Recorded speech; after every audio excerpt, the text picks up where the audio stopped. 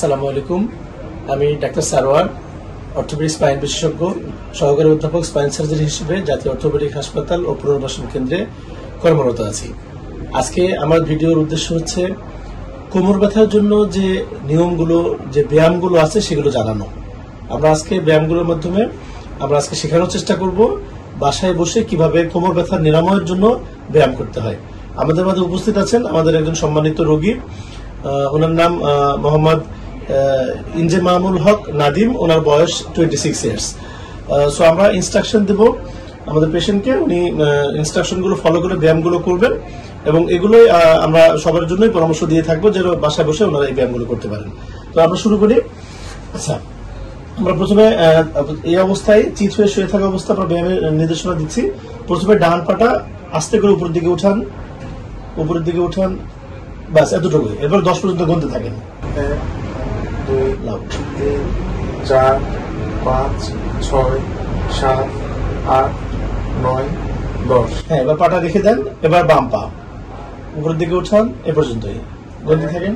2 3 4 5 6 7 8 9 10। হ্যাঁ, এবার রেখে দেন। এবার দুই পা একসাথে করে সোজা করে, হাঁটু সহ সোজা করে 10 পর্যন্ত গণেন। 1 2 3 4 5 6 7 8 9 10। এবার রেখে দেন।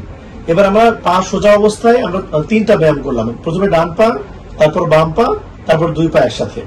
এবার আমরা আরেকটা ব্যায়াম শুরু করব। ডান হাঁটু ভাঁজ করেন, ডান হাঁটু ভাঁজ করেন, দুই হাত দিয়ে ধরেন, হাঁটু দুটো বুকের কাছে পর্যন্ত নিয়ে চলে আসেন। এই অবস্থায় গুনতে থাকবেন। প্রথমে 1 থেকে 10 পর্যন্ত গুনতে থাকেন। 1 2 3 লাউড 4 5 6 7 8 9 10।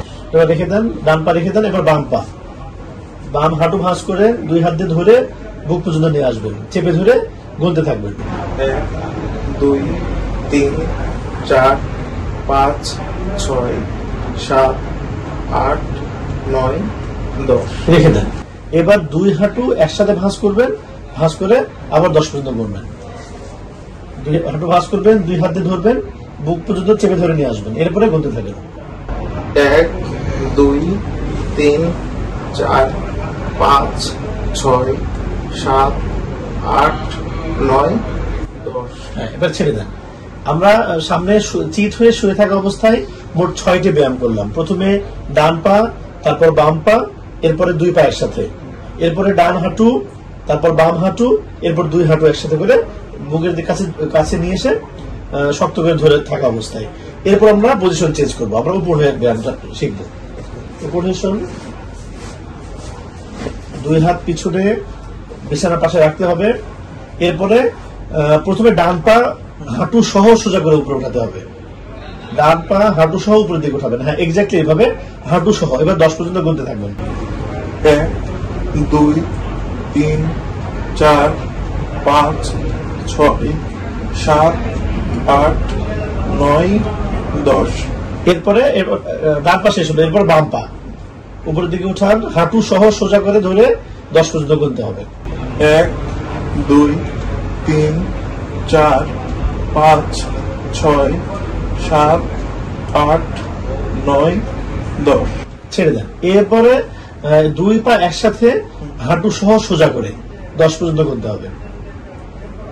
1 হাঁটু সহ সোজা করতে হবে। হ্যাঁ, 2 3 4 5 6 7 8 9 10। হ্যাঁ, এবার হলো এই মোট পিছন থেকে হলো 3টা। প্রথমে ডান পা, তারপরে সোজা করে বাম পা, এরপর দুই পা সোজা করে একসাথে উপরের দিকে উঠে 1 থেকে 10 পর্যন্ত গুনতে হবে।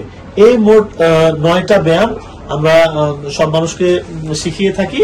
এগুলো ফিজিওথেরাপি নেওয়ার পাশাপাশি এই ব্যায়ামগুলো বাসায় করা যেতে পারে।